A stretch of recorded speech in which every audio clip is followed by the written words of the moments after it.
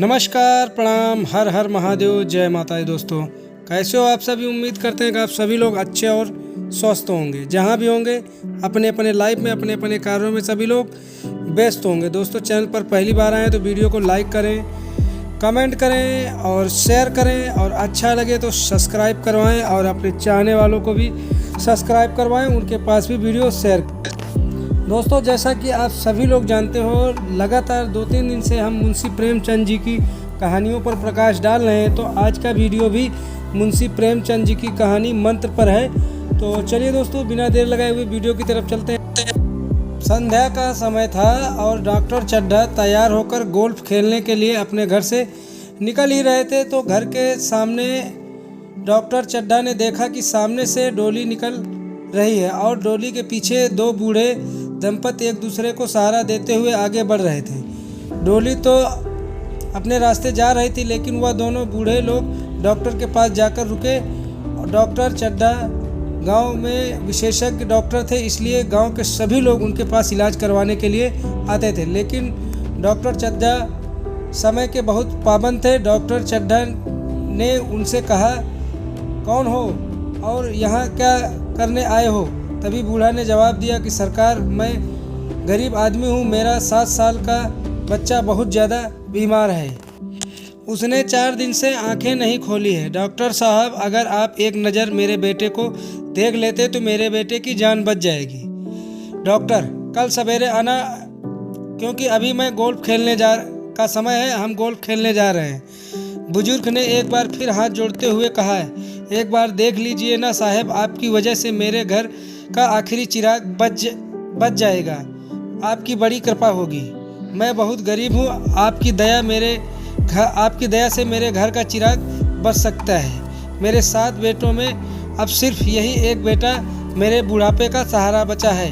इतना कहने के बावजूद भी डॉक्टर चड्ढा ने कोई भी हरकत न की और उस व्यक्ति को नज़रअंदाज करते हुए अपने रास्ते चल पड़े। यह सब देखकर बुजुर्ग व्यक्ति अपनी पगड़ी उतारकर डॉक्टर चड्ढा के कदमों में रख दी, लेकिन इस पर भी डॉक्टर चड्ढा का फैसला न बदला और डॉक्टर चड्ढा अपने घर से निकल कर अपनी मोटर गाड़ी पर बैठकर गोल्फ खेलने के लिए आखिर ही चल ही दिए। उस बुजुर्ग व्यक्ति ने मोटर चलने के बाद भी पीछे से बहुत आवाज़ें दी, लेकिन डॉक्टर चड्ढा पर इन आवाज़ों का कोई भी असर न हुआ। मोटर के चले जाने के बाद बूढ़ा व्यक्ति कुछ पल तक मूर्ति के भांति उसी जगह पर खड़ा रहा। इससे पहले इतनी कठोर घटना कभी भी न देखी थी कि किसी व्यक्ति की जान से बढ़कर किसी के लिए अपना खेल जरूरी हो। मोटर गाड़ी के काफ़ी दूर निकल जाने के बाद भी बुजुर्ग उनकी तरफ देखता ही रहा। उसे शायद उम्मीद थी कि डॉक्टर चड्ढा वापस आ जाएंगे, लेकिन डॉक्टर चड्ढा वापस नहीं आए और उसी रात्रि बुजुर्ग के परिवार से आखिरी चिराग भी बुझ गया। उनका हंसता खेलता बच्चा भी अपने जीवन की आखिरी सांसें गिन गया, अर्थात उनका आखिरी चिराग भी बुझ गया। बाल पान को छोड़कर मौत के आगोश में चला गया। दोनों ममता के अंधकार में से डूब गए। यह घटना बिन कहे कई सारी बातें कह देती है। पुराने ज़माने की तरह अब लोग अपना काम छोड़कर दूसरों की मदद करने के लिए नहीं आते हैं। अपना काम तो छोड़ो, लोग अपना आमोद प्रमोद भी चीज़ों भी नहीं देते हैं, भले ही किसी की जान क्यों न चली जाए। इस घटना को काफ़ी साल बीत गए थे। वक्त के साथ डॉक्टर चड्ढा ने अपनी कुशलता और मेहनत के दम पर पैसे के साथ शोहरत भी कमा ली थी। डॉक्टर चड्ढा के 2 बच्चे थे। बेटे का नाम कौशल था और बेटी का नाम संध्या कहकर बुलाते थे। संध्या को भी कब तक शादी हो चुकी थी, लेकिन कैलाश अभी कॉलेज पढ़ रहा था। कैलाश एक दिन धैर्यशील और बुद्धिमान लड़का था। कैलाश में भी वही सभी गुण विद्यमान थे जो एक सज्जन पुरुष में होने चाहिए। कौशल न सिर्फ गुणों का अच्छा था, बल्कि उसका रंग रूप भी काफ़ी आकर्षण वाला था। इस वर्ष की 20वीं सालगिरह मनाई जा रही थी। कौशल की सालगिरह के अक्सर डॉक्टर चड्ढा बहुत बड़ी पार्टी का आयोजन किए हुए थे। इस पार्टी में शहर के जाने माने लोग, कैलाश के कॉलेज के भी सभी दोस्त आए हुए थे। इस पार्टी में कौशल की प्रेमिका मृणाली भी आई हुई थी। कैलाश को बचपन से ही सांपों का बहुत शौक था, इसलिए वह कला में उनके सपेरे की भी सीखी थी। उस सपेरे ने कैलाश को सांपों को वश में करने के सारे मंत्र बताए थे, जिसके कारण कैलाश अक्सर सांपों को अपने घर पर बिना उनके जहरीले दांत निकाले ही वश में करके रखता था। कैलाश के इन शौक के बारे में उनके दोस्तों में बड़ी बात जानकारी थी और मृणाली को भी इस के बारे में पता था। मृणाली ने कौशल से अपने सांप दिखाने का आग्रह किया, लेकिन कैलाश ने उसे यह कहकर मना कर दिया कि अभी यहाँ काफ़ी शोर शराबा है, अभी सांप दिखाना सही नहीं होगा। लेकिन मृणाली ने कहा किसी की सुनने वाली थी। उसने कैलाश से कई बार अनुरोध किया कि कैलाश बाद में मृणाली की बात माननी पड़ी। मृणाली ने साथ साथ कैलाश के दोस्तों ने भी सांप देखने के लिए गए। कैलाश के दोस्तों ने यह कहकर टिप्पणी करने लगे कि तुमने ज़रूर सांपों के दांत निकाल दिए होंगे और अब तुम्हें बड़ी बड़ी बातें कर रहे हो। कैलाश ने दोनों को कई तरह की बातें कहकर कैलाश कटाक्ष किए। कैलाश के दोस्तों ने कई सारे बातें कही कि तुमने सांपों के दांत निकाल दिए होंगे, इसलिए तुम ऐसा दिखा रहे हो। कैलाश को यह बात पसंद ना आई और उसने अपने दोस्तों से कहा, रुको, मैं तुम्हें सबसे जहरीला वाला सांप दिखाता हूँ। यह कहकर कैलाश ने जहरीले काले रंग के सांप को निकाला और लेकिन अपने दोस्तों को टिप्पणी किए जाने के बाद कैलाश ने तिलमिला गया और उनके सांपों को गला जोर से दबाकर सभी को उनके दांतों के बारे में दिखाया और आकर्षित साफ दिखाया। सांपों को देखकर कैलाश के दोस्त काफ़ी डर गए थे, जिसे देखकर कैलाश को काफ़ी अच्छा लगा और जैसे ही सांप की गर्दन पकड़ ढीली हुई वैसे ही सांप ने कैलाश के हाथों में डस लिया। जहरीला सांप होने के बाद वह सांप का जहर धीरे धीरे देखते हुए शरीर में फैलने लगा और वह समारोह में कुछ समय से हंसी थी और उल्लास की आवाज़ें गूंजने लगी। दोस्तों, जहाँ पर खुशी का माहौल था वहाँ अचानक सारा माहौल शोक में बदल गया।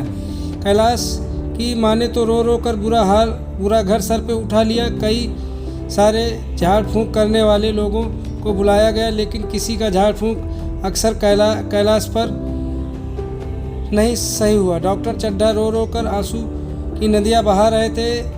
उन्होंने कह दिया था कि अब जो मेरे बेटे की जान बचाएगा उसके नाम अपनी सारी संपत्ति कर देंगे। कहने लगे, बेटे से ज़्यादा कुछ भी ज़रूरी नहीं है। कई लोगों ने काफ़ी देर तक प्रयास किया, लेकिन सब असफल रहे। एक बूढ़े व्यक्ति का ख्याल आया तो जो मंत्र कहकर बड़े ही सांपों को जहर भी उतार देता। डॉक्टर चड्ढा ने अपने बेटे की खास व्यक्ति को उस बूढ़े व्यक्ति के पास भेजा गया। उस व्यक्ति ने बूढ़े व्यक्ति को बताया गया कि डॉक्टर चड्ढा के बेटे को सांप ने काट लिया है, उनका इलाज नहीं मिल रहा है। तभी बूढ़े व्यक्ति ने जाने से साफ इनकार कर दिया। गांव के सभी लोगों ने बूढ़े व्यक्ति से इस प्रक्रिया को देखकर हैरान थे, लेकिन वह बूढ़ा व्यक्ति बहुत ही अच्छा और दयावान था। जब उसने किसी की ज़रूरत नहीं होती थी तो वहाँ हमेशा दौड़कर चला जाता था, लेकिन इस बार पता नहीं क्यों साफ इनकार कर रहा था, क्योंकि वह व्यक्ति उसके 7 साल के बच्चे की मौत की वजह सिर्फ डॉक्टर चड्ढा के गोल्फ खेलने की कारण हुई थी। मना करने के बाद भी उस व्यक्ति ने का जमीन से हलचल हो रही थी। वह बार बार वहां पर जाने की कोशिश कर रहा था। दोस्तों, उस बुजुर्ग ने अपने दिल का बोझ हल्का करने के लिए डॉक्टर चड्ढा के घर की तरफ चल ही दिए, जहां सभी लोग कैलाश को देखकर मरा हुआ समझ रहे थे और डॉक्टर चड्ढा भी आश्वासन दे रहे थे। तभी वहां बूढ़ा व्यक्ति डॉक्टर चड्ढा का घर पहुंचा। उसने कहा कि अभी देर नहीं हुई है। अपने डॉक्टर चड्ढा को कहा कि नहलाया जाए और बेटे के ऊपर बहुत सारी पानी डाला जाए। बाल्टियां भर भर कर पानी कैलाश के ऊपर डाला जा रहा था और बूढ़ा व्यक्ति मंत्र पड़ रहा था, जिसके बाद कैलाश की आंखें खुल गई। कैलाश को होश आते देखकर लोग बहुत ज़्यादा खुश हो गए। कुछ देर बाद जब डॉक्टर चड्ढा ने बुजुर्ग व्यक्ति को अपने आसपास न देखा तो पता चला कि वह बूढ़ा व्यक्ति घर से चला गया है। डॉक्टर चड्ढा की पत्नी ने पूछती हुई वह बूढ़ा व्यक्ति कौन था। डॉक्टर चड्ढा ने अपनी पत्नी को कहा, वह बूढ़ा व्यक्ति हमारे लिए ईश्वर का रूप था। वही व्यक्ति है जिसकी मदद मैंने कई साल पहले नहीं की थी, लेकिन इस गरीब का हृदय इतना अमीर आज हमारी सबसे बड़ी दौलत दे दी। इस तरह डॉक्टर चड्ढा अपनी गलती का एहसास करते हुए इस घटना के बाद डॉक्टर चड्ढा ने अपने ऊपर घमंड की जो पट्टी बांध रखी थी उसे उतार दी, जिसके बाद वह सभी लोगों का इलाज खुले दिल से करने लगे। दोस्तों, इस रोचक कहानी में मुंशी प्रेमचंद जी ने कई सारे संदेश छुपा रखे हैं। अमीर व्यक्ति चाहे कितना भी गुणवान क्यों न हो, लेकिन अपने ऐश्वर्य के आगे किसी गरीब को नहीं देखता है। वहीं गरीब के पास भले भी कुछ न हो, परंतु उसके मन में प्रेम और दया अमीरों से ज़्यादा होती है। तो दोस्तों, मुंशी प्रेमचंद जी द्वारा रचित इस कहानी मन से आपको कैसी लगी नीचे कमेंट बॉक्स में ज़रूर बताइए। और इसी तरह से कहानी देखने के लिए हमारे चैनल को ज़रूर सब्सक्राइब करिए, वीडियो को लाइक करें और कमेंट करें दोस्तों। और ज़्यादा अच्छा लगे तो अपने चाहने वाले अपने रिश्तेदारों को भी